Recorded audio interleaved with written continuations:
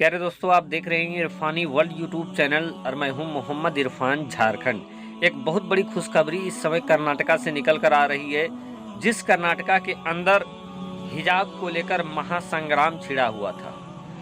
मुस्लिम बेटियां अपने हक हुकूक के लिए लगातार प्रदर्शन और लगातार मांग कर रही थी, कानूनी लड़ाई भी लड़ रही थी। ऐसे में मुस्लिम बच्चियों को एक बहुत बड़ी सफलता मिली है दोस्तों, और कर्नाटका पहला एक ऐसा जगह बन गया है जहां मुस्लिम बच्चियों को हिजाब की अनुमति मिल गई है। कॉलेज ने हिजाब को पाबंदी से हटा दिया है।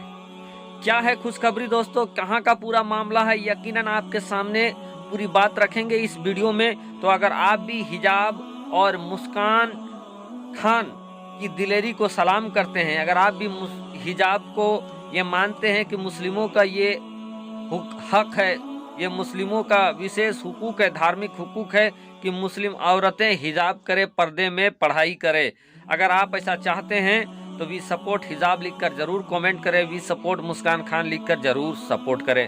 दोस्तों, मुस्कान खान एक ऐसी शेरनी जिसके दहाड़ से आज समाज में एक नया फिक्र फिर से जोर पकड़ लिया है, और वो फिक्र है पर्देदारी की।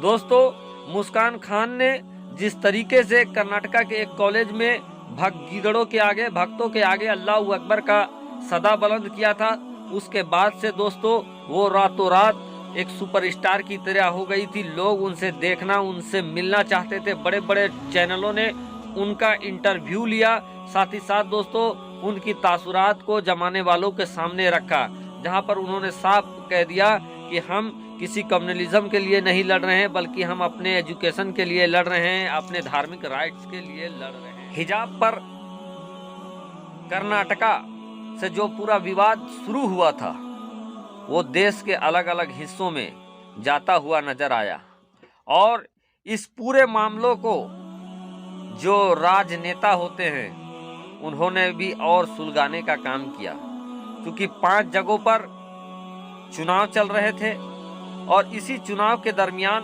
पूरा हिजाब का मामला आ गया।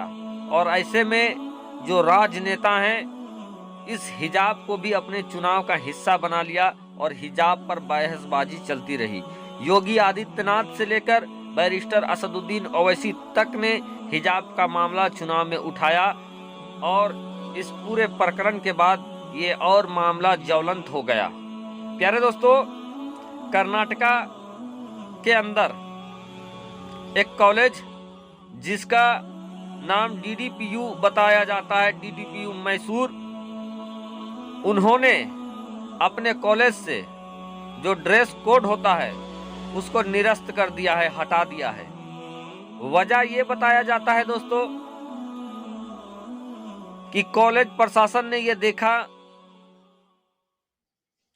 कि कुछ बच्चियां हैं जो हिजाब में हैं और बगैर हिजाब कॉलेज में नहीं जाना चाहती हैं, वो इसके लिए धरना प्रदर्शन कर रही हैं, और उनका कहना है कि हम बेपर्दा कॉलेज में नहीं जाएंगे। ऐसे में दोस्तों DDPU के जो सर्वा है, उन्होंने जब इस मामला को देखा तो अपना जो समिति होता है, समिति वालों को बैठाया, और बैठाने के बाद उन्होंने इस मसले पर एक कदम उठाया। वो कदम ये है कि उन्होंने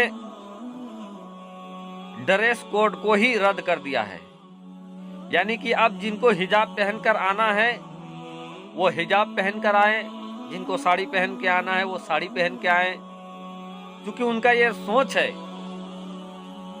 कि जरूरी एजुकेशन है, बच्चों में एजुकेशन जाना चाहिए, ज़्यादा इम्पोर्टेंट ये है। हिजाब पहनकर अगर कोई एजुकेशन लेना चाहता है तो उसका भी इस्तकबाल है, साड़ी पहनकर कोई एजुकेशन लेना चाहता है तो उसका भी इस्तकबाल है। सिर्फ हिजाब के नाम पर किसी को एजुकेशन से वंचित कर दिया जाए, ये अपने आप में बुरा होगा, और इसीलिए DDPU मैसूर ने अपने कॉलेज में जो पूरा ड्रेस कोड था उसको ही रद्द कर दिया है, और उन्होंने ये बात कही है कि अब यहाँ जिसको जो पहनकर आना है, जो एक सब समाज में पहना जाता है उस तरीके के ड्रेस पहनकर आप आ सकते हैं और शिक्षा ग्रहण कर सकते हैं। दोस्तों यकीनन DDPU मैसूर का ये कदम सराहनीय है और हम उनका तहे दिल से इस्तकबाल करते हैं कि उन्होंने शिक्षा को इम्पोर्टेंट माना है, ना कि ड्रेस को। उनका ये सोच है, ये थाउट है कि शिक्षा जरूरी है, ड्रेस नहीं। अगर कोई हिजाब में ही शिक्षा लेना चाहते हैं तो उनको हिजाब में ही शिक्षा देंगे। अगर कोई साड़ी पहनकर शिक्षा ग्रहण करना चाहती है तो हम उनको साड़ी पहनकर ही शिक्षा देंगे, क्योंकि शिक्षा से विकास होता है, ड्रेस से नहीं।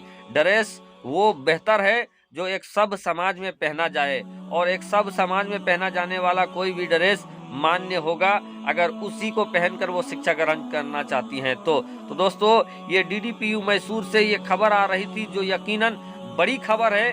उन लोगों के लिए बहुत बड़ा झटका है जो हर जगह हिजाब हिजाब हिजाब का मामला छेड़े हुए हैं और हिजाब को लेकर एक बड़ा सनसनी पैदा किए हुए हैं। इधर दोस्तों मुस्लिम बच्चियों को जहां आंशिक तौर पर एक कामयाबी मिलती नजर आई, जहां एक कॉलेज ने हिजाब का ड्रेस कोड को ही रद्द कर दिया और मुस्लिम बच्चियों को अब हिजाब पहनने का अधिकार मिल गया है, तो वहीं दोस्तों कुछ दुख भरी खबरें भी हैं जो कर्नाटका के अंदर से ही आ रही है। ये बताया जाता है कि लगभग हिजाब के मामले में जो प्रदर्शन हो रहा था, जिन बच्चियों ने प्रदर्शन किया था, चाहे कॉलेज कैंपस में प्रदर्शन किया था या कॉलेज कैंपस से बाहर प्रदर्शन किया था, तो इन बच्चियों के ऊपर FIR दर्ज हुआ है।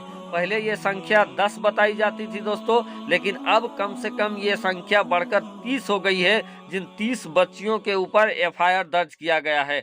अब ये भी सोचने का मकाम है कि कोई अगर अपने हक हुकूक के लिए अगर प्रदर्शन कर रही है संवैधानिक तरीके से, तो उस पर केस करने का क्या औचित्य है, या सही है या गलत है, आप हमें कमेंट में ज़रूर बताएं। लेकिन जानकारी यही निकली है कि DDPU मैसूर ने ड्रेस कोड को रद्द कर दिया है, बच्चों को हिजाब पहनने का इजाज़त मिल गई है। साथ ही साथ दोस्तों 30 छात्राओं के ऊपर कर्नाटका के अलग अलग जगहों में केस हुआ है, हिजाब के लेकर प्रदर्शन जो कर रही थी उनके ऊपर।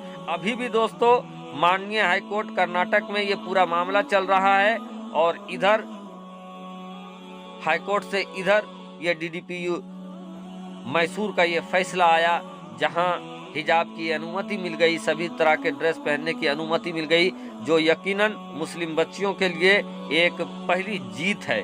आपको ये वीडियो कैसा लगा कमेंट के जरिए हमें ज़रूर बताएं। शुक्रिया, आदाब।